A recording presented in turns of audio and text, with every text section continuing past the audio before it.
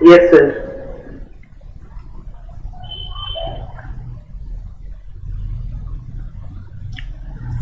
NCERT के चारों pages read कर लिया आपने? Yes, sir. इन टेक्स्ट के दोनों questions, state the universal law of gravitation and right the formula for finding the magnitude of gravitational force between the earth and an object on the surface of the earth.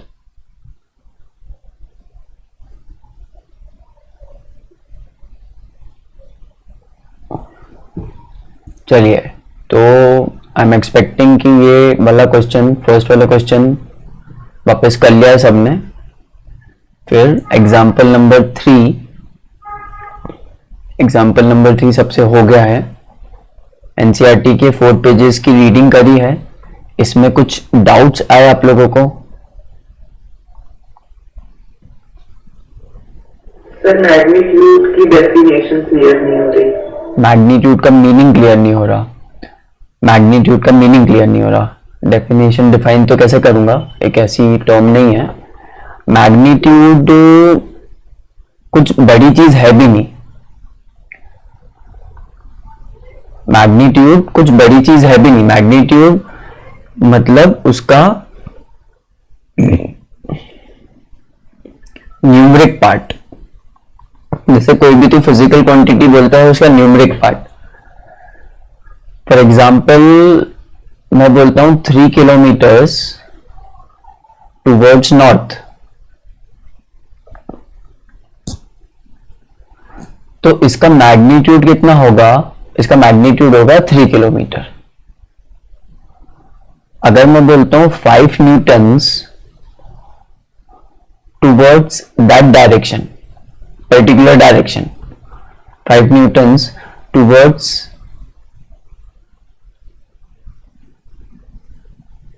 South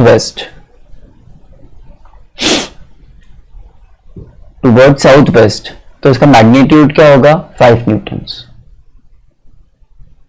magnitude का मतलब आप direction का sense हटा दो या आप sign हटा दो। जैसे अगर मैं बोलूं -3, तो -3 का मैग्नीट्यूड क्या होगा? 3। 3 का मैग्नीट्यूड क्या होगा? 3। क्लियर? Yes sir. चलिए बाकी अखिलेश,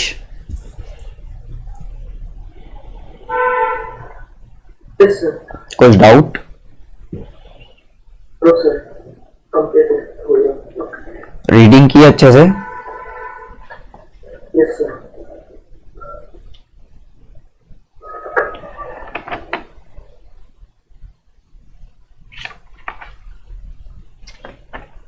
अगर रीडिंग की अच्छे से तो हाँ बोलो।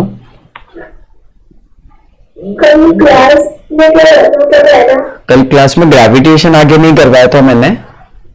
कल 3 बच्चे एब्सेंट थे तो मैंने सिर्फ मोशन आगे करवा दिया था, मोशन वापस से करवाया था। और कल संडे भी था, आज तो मंडे है तो आज सबको ज्वाइन करना चाहिए था। चलो कंटिन्यू करता हूं। आप लोगों ने जो 4 पेजेस रीड करे होंगे, उसमें से मुझे कुछ पॉइंट्स हैं डिस्कस करने के, वो मुझे समझा दो।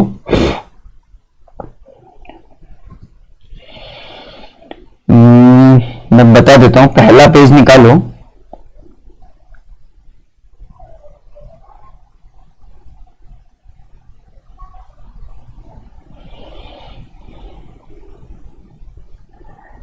जो 10.1 सेक्शन है, मैं पेजेस ही ले लेता हूं तो अच्छे से दिख पाएगा आपको।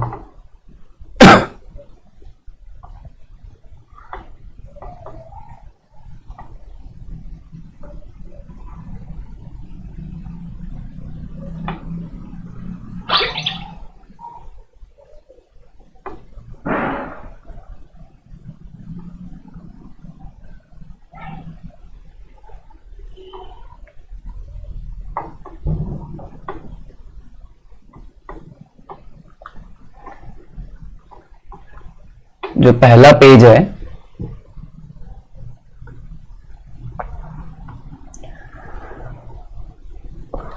उसमें यहां से लिखा हुआ है इफ द अर्थ, उसमें यहां से लिखा हुआ है if the earth can attract an apple can it not attract the moon? Can it और can not it?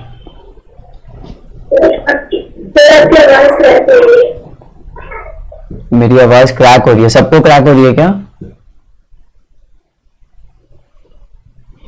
Yes sir, थोड़ी थोड़ी। हाँ सर, वो वीडियो भी बहुत क्लियर है।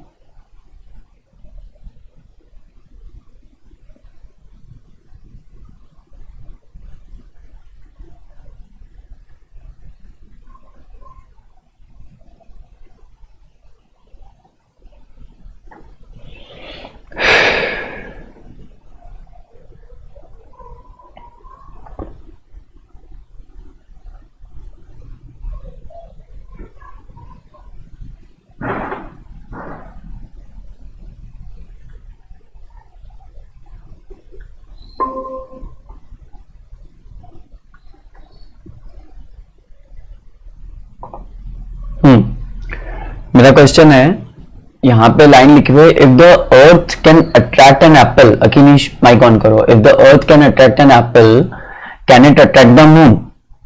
तो इसका आंसर क्या है?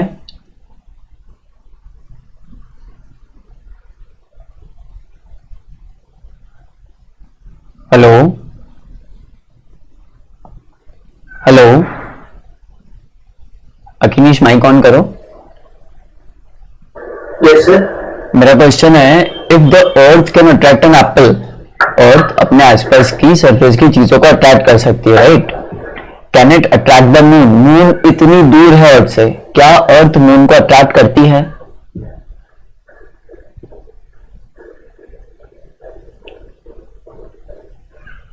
Yes, earth attracts the moon. हाँ, यहां पे अर्थ मून को अट्रैक्ट करती है। आगे बोला है is the force same in both cases? No, force is not same in both cases but the type of force in both cases is same. But the type of force in both cases is same. ठीक है, आगे इसने बोला है कि जो Newton था ही argued that at each point of its orbit, किसकी ऑर्बिट? मून की orbit. at each point of its orbit the moon falls towards earth। इसमें ऐसा समझाने की कोशिश की है इसने कि अगर मून का मोशन ऐसे स्ट्रेट माने और ये अर्थ है तो जो मून है वो अपनी ऑर्बिट में थोड़ा आगे जाता है और थोड़ा अर्थ की तरफ गिर जाता है, थोड़ा आगे जाता है, थोड़ा अर्थ की तरफ गिर जाता है, फिर थोड़ा आगे जाता है, फिर थोड़ा अर्थ की तरफ गिर जाता है, फिर थोड़ा आगे जाता है, फिर थोड़ा अर्थ की तरफ गिर जाता है। ये स्टेटमेंट क्या बता रहा है? ये स्टेटमेंट समझा रहा है हमको सर्कुलर मोशन। कि सर्कुलर मोशन क्या होता है? सर्कुलर मोशन क्या होता है कि कोई सी चीज इस तरह से जा रही है और नीचे भी गिरते जा रही है। तो जैसे कोई सी चीज इस तरह से जा रही है और अंदर अंदर गिरते जा रही है तो वो एक सर्कुलर मोशन करने लगेगी।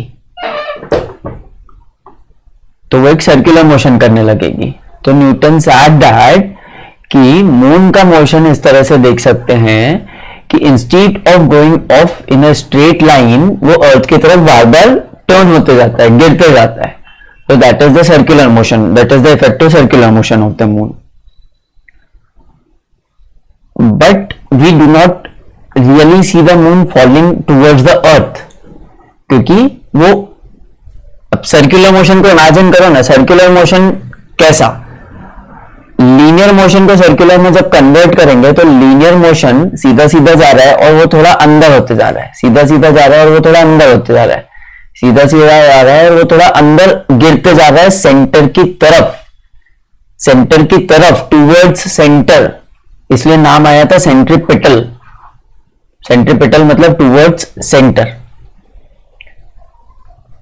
ठीक है, इस लाइन को समझने की कोशिश कीजिए। आपने ये पढ़ा होगा, जब थ्रेड को गोल घुमाया जाता है, थ्रेड को पकड़ के स्टोन को गोल घुमाया जाता है, before the thread is release the stone is moving in a circular path with a certain speed and changes the direction at every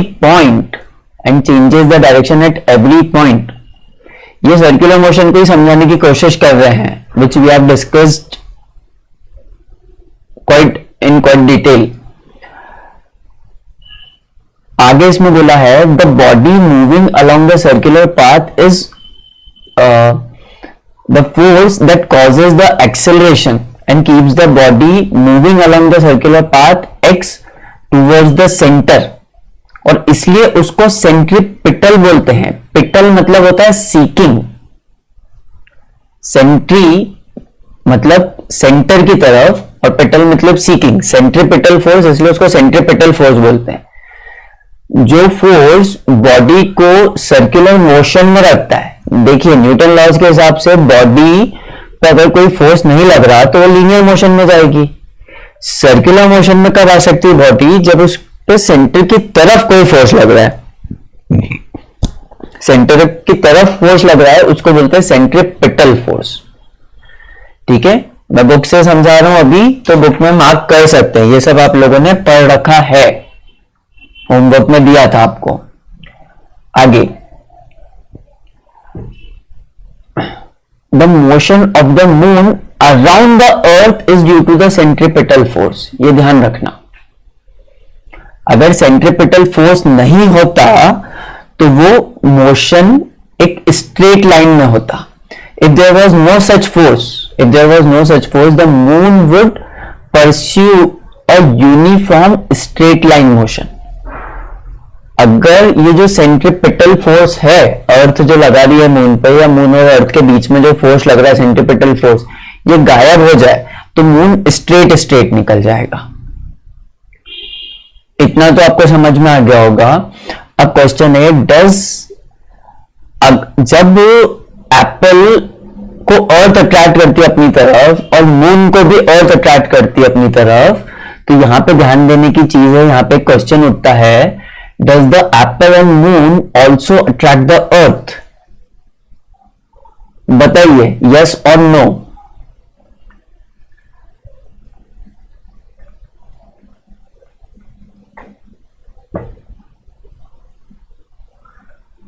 बताइए प्रियांशी, यस और नो।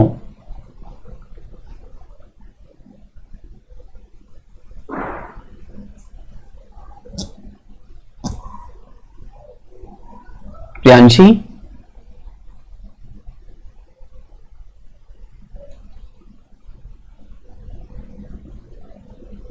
हेलो, करण, यस सर। इसका आंसर दे सकते हैं? जब अर्थ पे एप्पल गिर रहा है या अर्थ के सरफेस के आसपास कुछ चीज रखी है, तो अर्थ तो उस चीज को अट्रैक्ट करती है, हम लोगों को दिखता है। क्या वो चीज भी अर्थ को अट्रैक्ट करती है?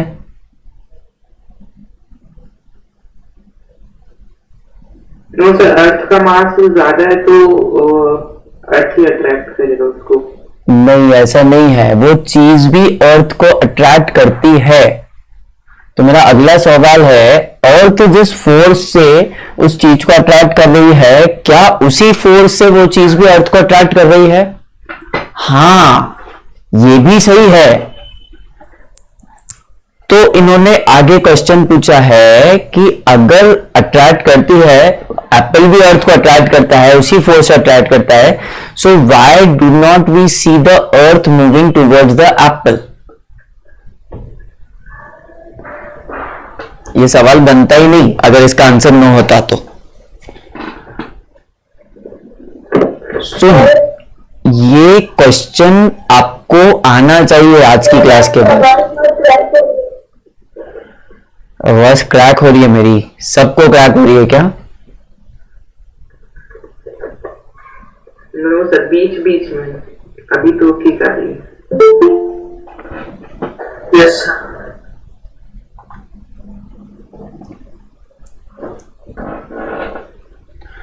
अभी वो मतलब वेदर लगभग पूरे इंडिया में ऐसा है अभी, cloudy.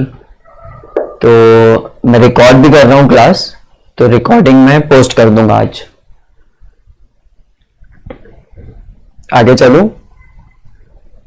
Yes sir. So why do not we see the earth moving towards the apple? ये क्वेश्चन आज आंसर होना चाहिए, ये क्वेश्चन आज आंसर होना चाहिए। ठीक है, इसके बारे में हम आज देखेंगे। इसके आगे देखें, आपने जो थ्योरी पढ़ी है, तो यहां पे लिखा है, यहां पे अगर पढ़ा हो तो यहां पे समझ में आया है कि all the objects in the universe attract each other. Gravitational force किसी प्लैनेट से लिमिटेड नहीं है या किसी बहुत बल्कि चीज से लिमिटेड नहीं है। यहां पे साफ साफ लिखा हुआ है all the objects in the universe attract each other. This force of attraction is called gravitational force. कोई से भी दो मासेस होंगे, कोई से भी दो मासेस, उनके बीच में ग्रेविटेशनल फोर्स लग सकता है। ठीक है, और इसीलिए इस लॉ का नाम क्या पड़ा, क्या लिखा हुआ है करण?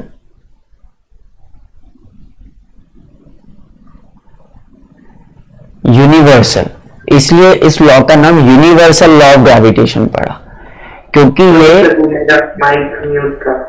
ये एक तो हर किसी भी दो मासेस के बीच में लग सकता है, किसी भी दो मासेस के बीच में लग सकता है, पहली बात। ठीक है, और दूसरी बात, किसी भी मीडियम में उसका फॉर्मूला चेंज नहीं होता, ये का यही रहता है। आई सपोज ये डेरिवेशन भी आप लोगों ने वापस से अच्छे से कर लिया होगा, ये फॉर्मूले तक कैसे पहुंचे ये सब अच्छे से देख लिया होगा सब लोगों ने होमवर्क में। इसके आगे चलते हैं। आगे छोटा सा एक क्वेश्चन है, क्या ये आप लोगों ने सॉल्व किया? जैसे यहां पे स्टेटमेंट क्या लिखा हुआ है, करंट पढ़ी है।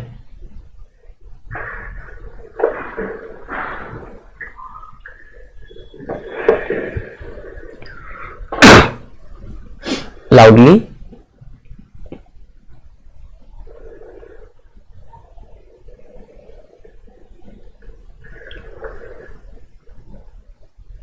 करण,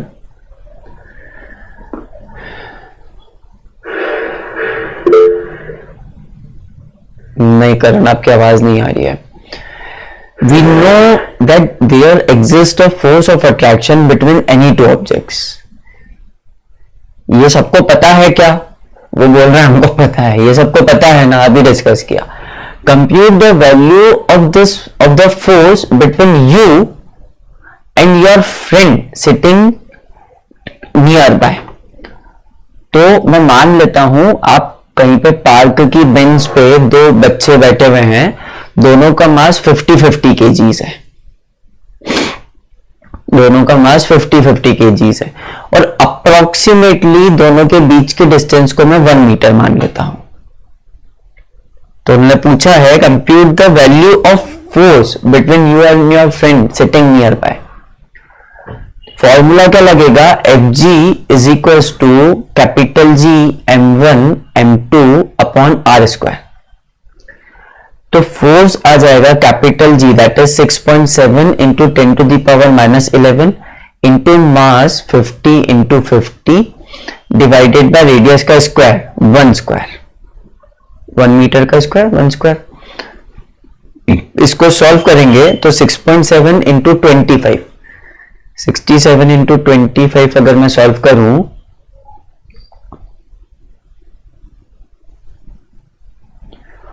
1675, और अगर मैं एक डेसिमल लगा दूं इंटू 10 टू दी पावर -11 की जगह 2 जीरो आएंगे तो -9 हो जाएगा, तो हो जाएगा 1.675 into 10 to the power -7 Newton's.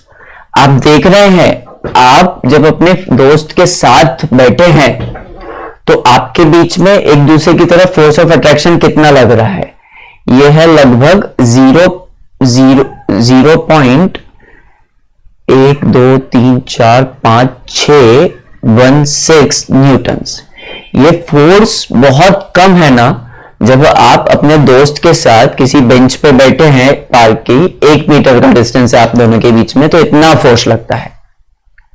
अगर आपको कैलकुलेट करना हो, जैसे फोर्स लग रहा है ये आप देख कैसे सकते हो, मोशन को देख के, तो कैलकुलेट करना हो कि एक्सेलरेशन कितना लगेगा, तो एक्सेलरेशन कितना लगेगा आप पे, वो इस फॉर्मूले से कैलकुलेट होगा, हाँ या ना, बोलो कोई।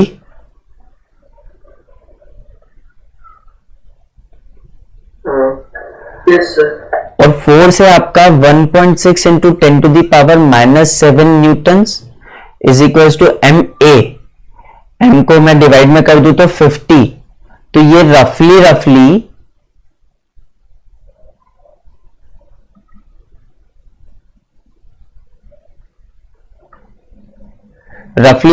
3.2 into 10 to the power -9 metre पर सेकेंड स्क्वायर का एक्सेलरेशन हो गया।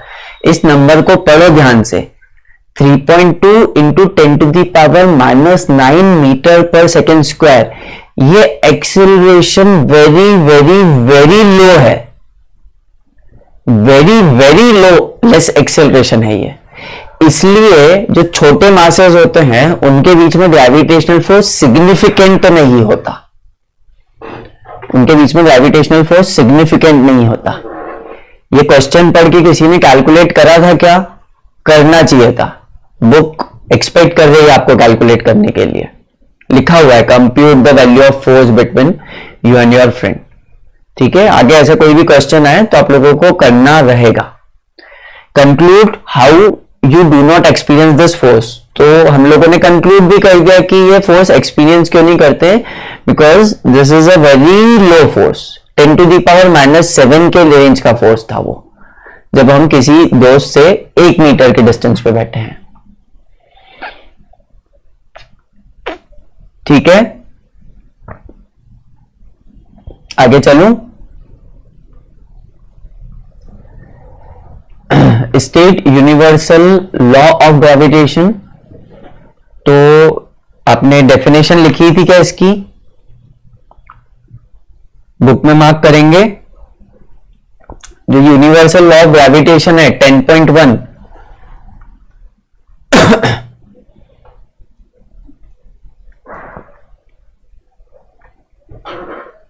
ये जो पूरा है ये उसका स्टेटमेंट बन जाएगा। सब लोग पढ़ लीजिए इसको अच्छे से, इन टेक्स्ट क्वेश्चन 1 का ये आंसर हो जाएगा।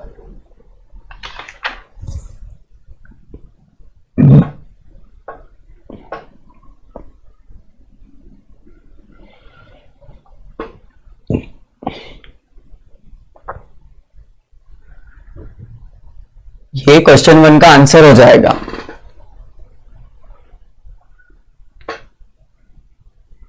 ठीक है, और इसको सपोर्ट करने के लिए ये फॉर्मूला लिख सकते हैं और ये डायग्राम बनाएंगे। इसको सपोर्ट करने के लिए फॉर्मूला लिखेंगे और ये डायग्राम बनाएंगे। चलें आगे।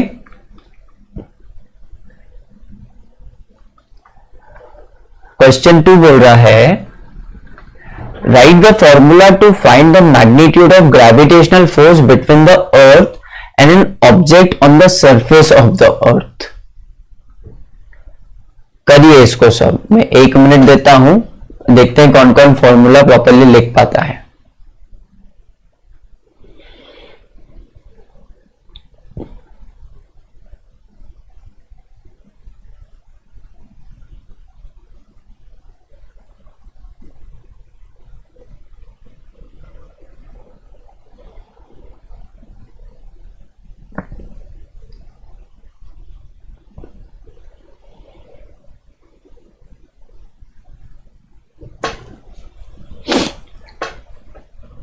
अखिलेश लिखा फॉर्मूला.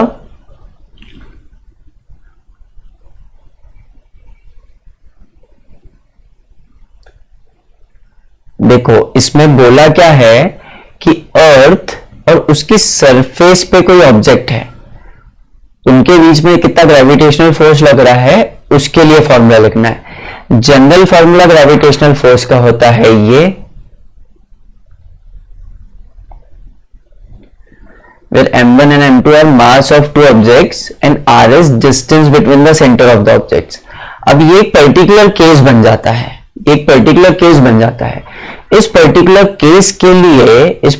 केस के लिए आप क्या करेंगे, एक मास को तो मास ऑफ अर्थ ले लेंगे और दूसरी मास को मास ऑफ ऑब्जेक्ट लेंगे, डिवाइडेड बाय नीचे रेडियस ऑफ अर्थ ले लेंगे.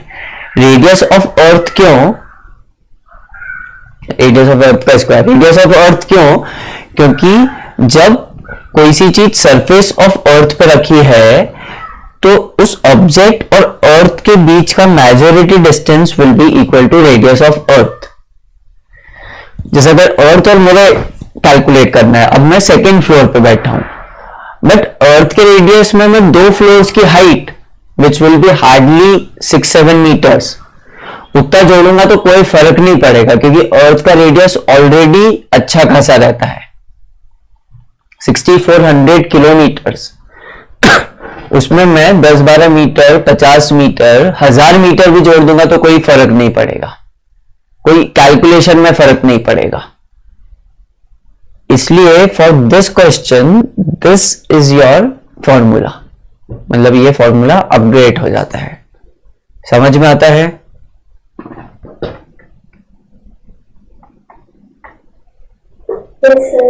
गुड. अब मुझे बताओ, आपने कभी समुद्र देखा है? कभी ना कभी देखा होगा सब बच्चों ने, या तो टीवी पे तो देखा ही होगा. तो समुद्र में टाइड्स आती हैं, ऐसा क्यों होता है? समुद्र में टाइड्स क्यों आती हैं?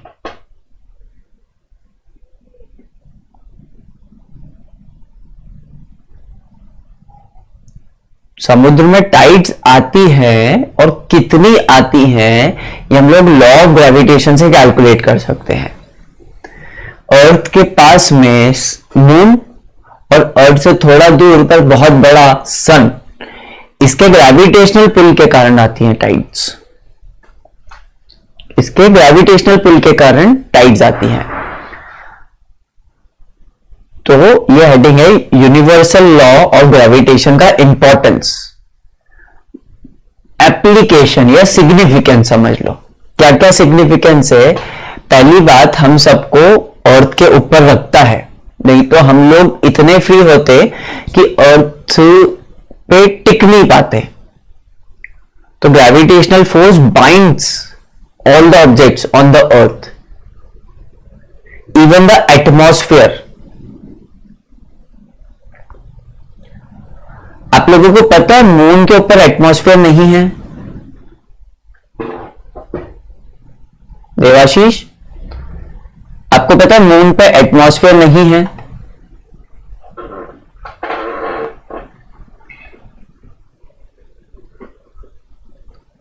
करण,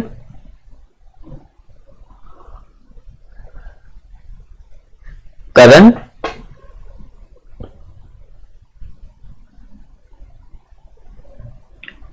मून पे एटमॉस्फेयर क्यों नहीं है? मून पे एटमॉस्फेयर इसलिए नहीं है क्योंकि उसका ग्रेविटेशनल पुल बहुत कम है. उसका ग्रेविटेशनल पुल बहुत कम है. तो वहां पे कभी किसी रिएक्शन के कारण अगर एटमॉस्फेयर बना भी होगा तो जो हवा की मैक्सिमम स्पीड होती है जिसके पहले मतलब उसके बाद वो टर्बुलेंस में चली जाती है। हवा की जो मैक्सिमम स्पीड होती है जिससे तेज वो सीधी सीधी नहीं चल सकती, उतनी स्पीड सफिशिएंट थी मून पे एटमॉस्फेयर को एस्केप वेलोसिटी देने के लिए। इसलिए मून पे एटमॉस्फेयर नहीं है क्योंकि मून का ग्रेविटेशनल पुल बहुत कम है। अर्थ का ग्रेविटेशनल पुल प्रॉपर है, इसलिए उस पर उतने एटमॉस्फेयर है, उतने प्रेशर का जितना हम सस्टेन कर सकते हैं। मून का motion around the earth is the consequence of law of gravitation. Sun और उसके प्लैनेट्स का मतलब सोलर सिस्टम का एकजुट रहना। Hello sir. हाँ बोलो। सर नेटवर्क बहुत फ्लक्चुएट हुआ है। सर नेटवर्क बहुत फ्लक्चुएट। मैं रिकॉर्ड कर रहा हूं, मैं ज्यादा नहीं पढ़ाऊंगा, 10-15 मिनट और पढ़ाऊंगा, उसके बाद मैं आपको रिकॉर्डिंग सेंड कर दूंगा, तो रिकॉर्डिंग देख लेना।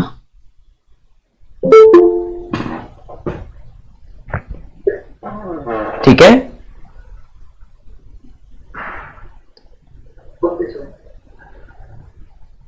तो ये सारी चीजें ग्रेविटेशनल लॉ के कारण ही होती है। ग्रेविटेशनल लॉ एक बहुत इंपॉर्टेंट लॉ है, इजी है पढ़ने के लिए, सॉल्व करने के लिए, बट एक बहुत इंपॉर्टेंट लॉ है।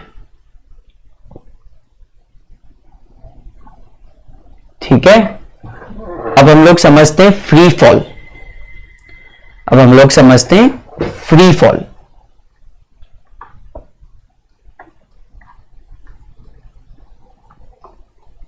देखिए अभी तक ग्रेविटेशन पढ़ा, मेरे को बताइए अगर किसी चीज को मैं से पकड़ के छोड़ दूं तो वो नीचे आना शुरू हो जाएगी, और जैसे जैसे वो नीचे आते जाएगी वैसे वैसे उसकी स्पीड बढ़ती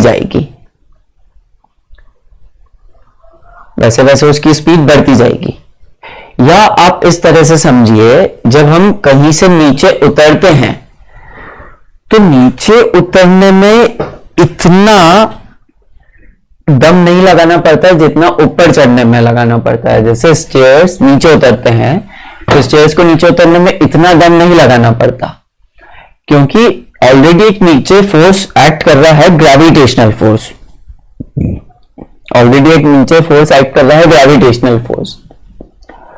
वो हमको हेल्प करता है नीचे उतरने में। उसी तरह से किसी चीज को ऊपर उठाएं अपन, या उसी चीज को धीरे धीरे नीचे रखें, तो नीचे रखने में ईज लगता है क्योंकि ग्रेविटेशनल फोर्स हेल्प कर रहा है। अब अगर किसी चीज को किसी हाइट पे पकड़ के छोड़ ही दिया जाए तो वो चीज नीचे गिरना शुरू होता है। जैसे जैसे वो चीज नीचे गिरता है वो एक्सेलरेट करते जाता है।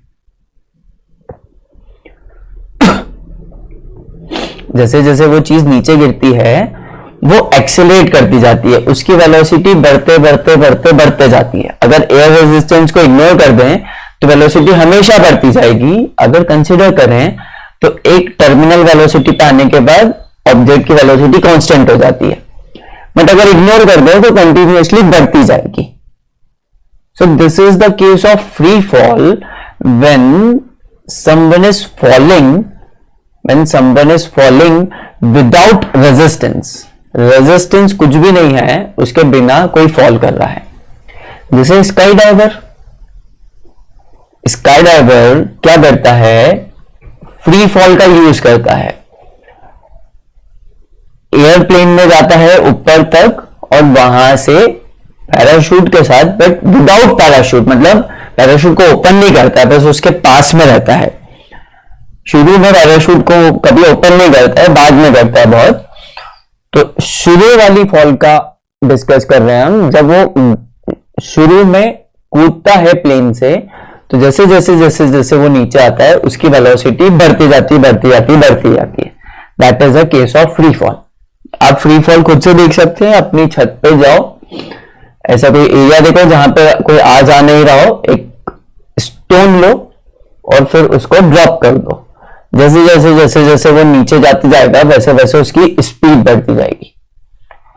अगर आप लोगों ने क्रिकेट खेला हो तो जो हाई कैचेस होते हैं, तो हाई कैचेज में आप बॉल को ऑलमोस्ट फ्री फॉल में कैच करते हो, सबसे ऊपर से बॉल नीचे आती जाती है, उसकी वेलोसिटी बढ़ती जाती है और फिर यू कैच इट।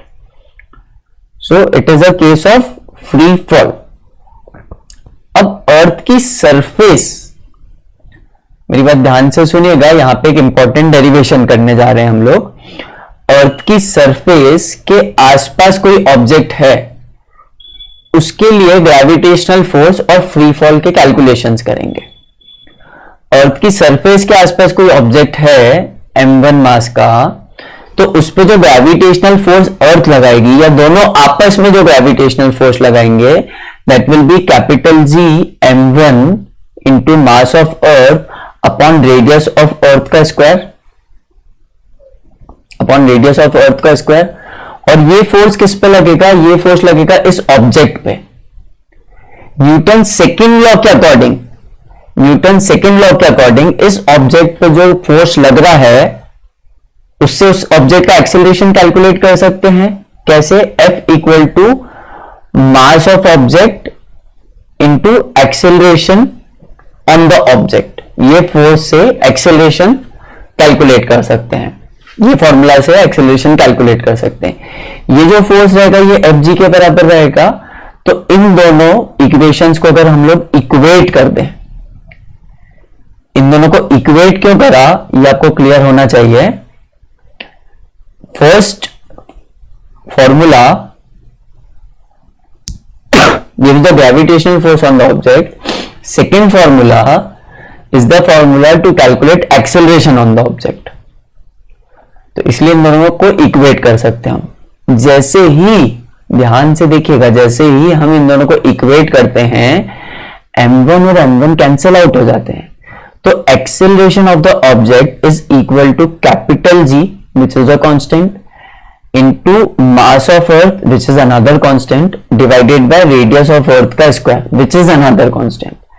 तो ये पूरी चीजें कांस्टेंट निकल के आती है, ये पूरी चीजें कांस्टेंट निकल के आती है। और इस कांस्टेंट को हम एक ही जगह स्मॉल g से डिनोट कर देते हैं, एक ही जगह स्मॉल g से डिनोट कर देते हैं। और स्मॉल g इज एक्सेलरेशन। ए क्या था? एक्सेलरेशन। किस चीज का acceleration? Acceleration due to gravity of earth on the object near it। So small g is equals to capital G m e r e का square. Capital G m mass of earth, capital G और radius of अर्थ, इन सब की कुछ values होती है जो हम लोग अगली क्लास में डिस्कस करेंगे। आज नेटवर्क का थोड़ा प्रॉब्लम है, इसलिए यहीं तक ठीक है। इस चीज को हम लोग अगली क्लास में डिस्कस करेंगे और इनकी वैल्यूज पुट करके स्मॉल g की वैल्यू निकालेंगे। ठीक है, आज के लिए इतना ही।